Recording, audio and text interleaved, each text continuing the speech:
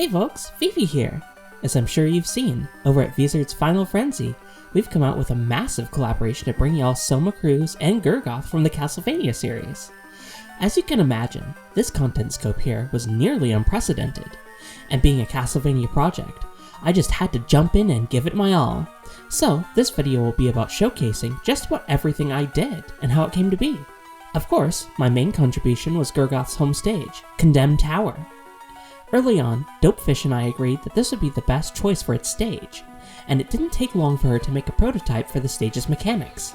That's right, all this foundational work was her doing. I don't think I ever would have come up with her method of background scrolling, which was to actually modify the background layers themselves by having their speeds conditionally set to scroll them upwards. This concept was actually developed very early into Gergoth's development several months ago.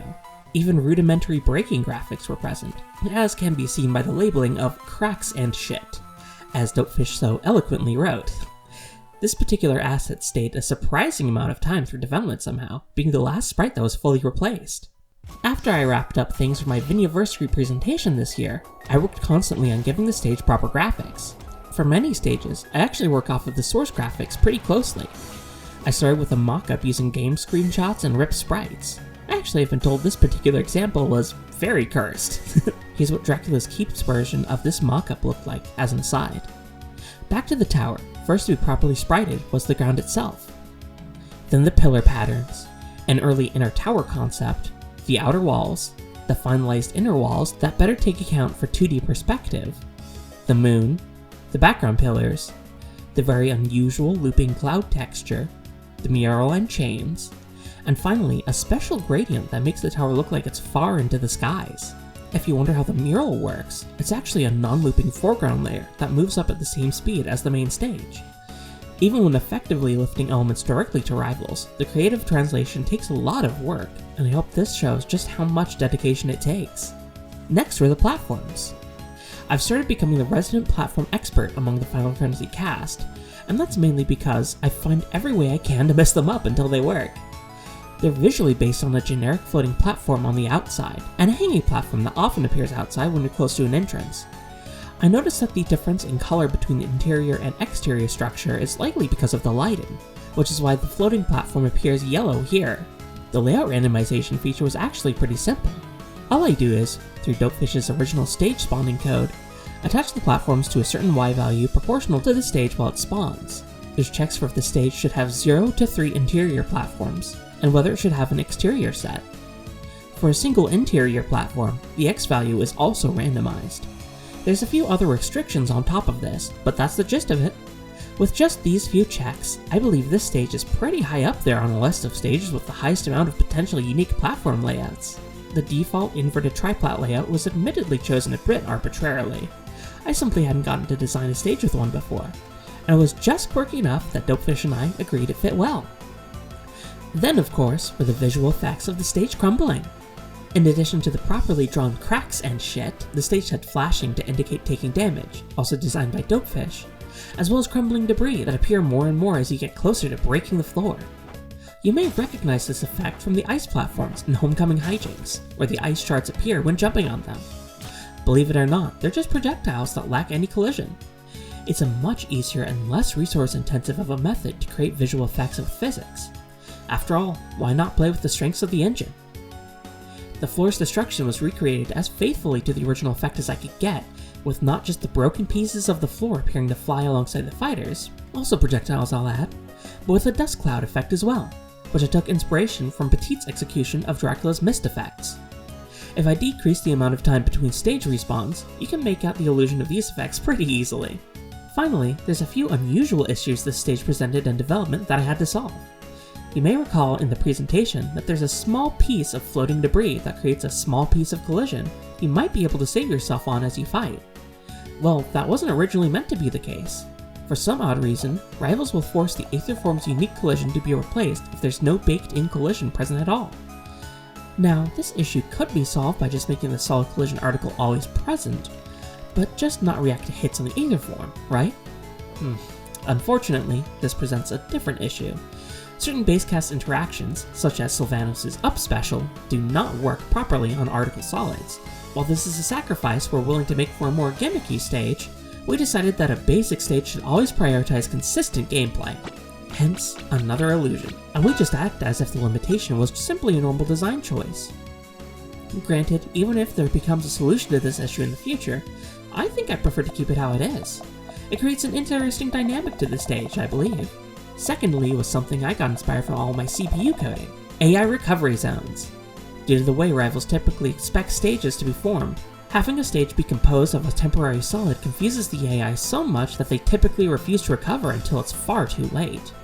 So, my solution was to create zones that detect when a non-controlled CPU player is within it, and then force them to use their most basic recovery options until they make it back onto stage. It's a bit brute forcey of a solution, but hey, it certainly works in most cases. It's only present on the Aether form, of course, but expect iterations of it to appear in other stages later. There's a particular Mario stage of mine I'm well aware of has similar issues, so expect an update sooner than later. The next largest contribution I made was collaborating with Rice on his stage, Floating Garden, from Aria of Sorrow. He of course did all the stage sprite work, while I was assigned to Aether gimmick programming and design. This is becoming a tradition of mine in the Final Frenzy crew, as nearly this exact task and description was given to me on Extraction Point, Homecoming Hijinks, and the revamp of Raccoon City. Of course, the cameos on the stage were animated by a variety of Final Frenzy artists as well. The primary mechanic is inspired by the non-Euclidean nature of the higher sections of the area in the original game, where Soma could seemingly circle around the castle high above from room to room. To convey this idea, the stage's movement is also an illusion, actually using a very similar technique to Condemned Tower. I reused parts of Dopefish's code to make the background scroll horizontally, and the transition loops a sound effect and repeatedly shakes the screen to imply a piece of the castle is shifting around. The KO direction detection just involves tracking all the player's X values until they get KO'd. The platform layouts are tied to two articles which move in or out of position, once again relatively tied to their positional values. Platforms themselves would despawn after going too far off screen, so they don't cause any unwanted potential collision. Each layout has a story to it as well.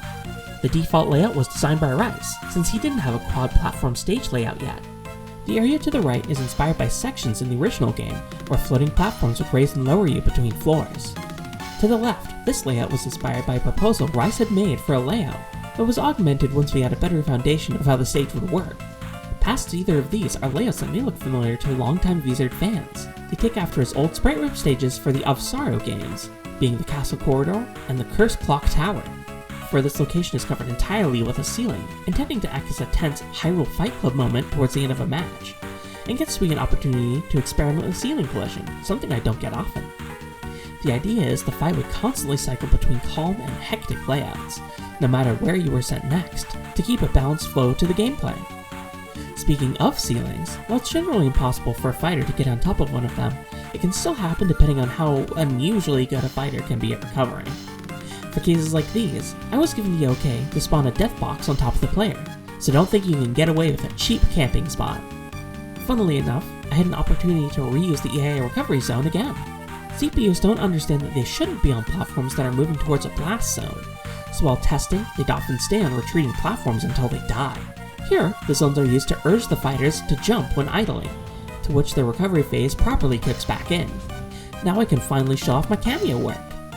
In addition to coming up with the cameo implementation as I've done for stages like Firelink Shrine and Toluca Lake, I got a chance to sprite some of my favorite Castlevania characters. Yoko Bell nowadays is a must, being my favorite character in the duology, but I bet folks weren't expecting Graham Jones, who's actually my favorite secondary villain type character in the series. Unless you count Stella and Loretta from Portrait of Ruin, of course. In Aether matches, you may have already spotted something unusual with him, so I'll give you a closer look. First, when the stage begins to transition, he puts on a rather spooky look on his face, taking after this talk sprite artwork. A moment later, some strange form bursts out of him, before he's quickly taken off screen. This is part of the form he takes in the second phase of his boss fight. While I don't believe this has a proper name, the Final Frenzy team internally has taken to calling them the Lesbians. This sprite was a collaboration between myself and Petite, where he gave me a pixel sketch and I cleaned it up. The sketch was already so incredible, I feel like I barely touched anything, but make no mistake, I spent a lot of time polishing it. Petite also handed over base sprites for Julius Belmont and Hammer, which I gave simple idle animations for to implement them well into the cameo cast. Oh, and speaking of Hammer, there may be an Easter egg on this stage depending on what your player tag is. and how good you are at speedrunning. While I'm talking about secrets, it may be a good time to mention that I've been hiding many little secrets on my other stages recently. I can't help but wonder if anyone's found them yet. Oh, and a little known thing, but I often provide the series logo recreations for these stages' stage select previews. I've made quite a collection at this point. Moving on to the fighters now, Dopfish asked me if I would draw Gergoth's portrait, and I obliged. I had a variety of ideas early on, but after several back and forths and testing, I decided it'd be fun to go all in on making it take up as much space as possible. As far as I went for the exposed face, I simply thought it'd be more fun to draw.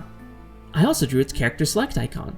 They're one of my favorite things to do for fighters, and I affectionately refer to them as baby mode sprites. For Soma, after I gloated about my platform expertise earlier, I'm sure it's no surprise I was tasked to tear my hair out at programming a large portion of first class. This is a moving object with physics that acts as a platform and is displaced several units above the ground. While normally this is the sort of thing I would simply attach a platform onto another article with collision for, Soma is a uniquely complicated case that can't really afford that. Simply making the platform collision for the whole object wasn't viable either, as it causes physics bugs for fighters underneath it. As such, my solution was to actually emulate the physics of rivals by gathering information from specific points below the article at all times, which includes an emulation of moving platform speeds to apply onto the article, and making the object snap into proper position using precise momentum adjustments, as otherwise fighters might randomly pass through the platform. Of course, I laid down both fighters' custom CPU AI as well. Gergoth is something of a callback to Dracula, taking on a limited move pool to reflect its original fights, until the shackles are broken and it unlocks its full potential. Gergoth having a uniquely permanent mechanic like this made for a really fun to develop two-phase boss fight style AI. On Soma, having him make the best use of each soul ability as they come out was top priority, as I believe it can give new players an idea of how to optimally use each unique tool. He even waits until his MP is fully filled before activating one of his passives to get the most use out of them. Though by far, the hardest challenge was getting him to use that taunt menu. He only uses it to swap in or out of demonic contract, attempting to keep it as a desperation option so he won't passively rack up damage on himself for nothing. I had gotten suggestions for other ways to utilize his taunt menu, but with the difficulties I was having with getting even this little to work, I just said, no thank you, I'm celibate. Additionally, 7 of the 8 other fighters I've made AI for got their updates as well. The truth actually was that their dodge detection code would go off on projectiles that deal no damage, which of course would play well with Condemned Tower's debris effect. However, they all really did get some touch-ups aside from that. My favorite of these is easily Helldiver's new recognition for using the alternate neutral special weapons, which I figured out thanks to working on Soma. Now, assuming they don't destroy themselves too fast, the CPU can actually use each weapon more optimally, including conditional kamikaze attacks. And that wraps up just about everything I've done for this project. I hope this behind-the-scenes look into the development of these items was entertaining and insightful. Us at Final Frenzy have noticed how exceptionally well received this bunch of releases have been, and I think I can speak on behalf of all of us here when I say we're incredibly grateful for everyone's enjoyment of these projects, and look forward to delivering even more to you all in the future. I know for sure I do. My personal Castlevania project I announced a while ago will absolutely be on the horizon. But for now, there's a few other things I must attend to. Special thanks, as always, go to my Ko-fi supporters, who help make these contributions possible. Until next time, I wish that you have fun. Goodbye!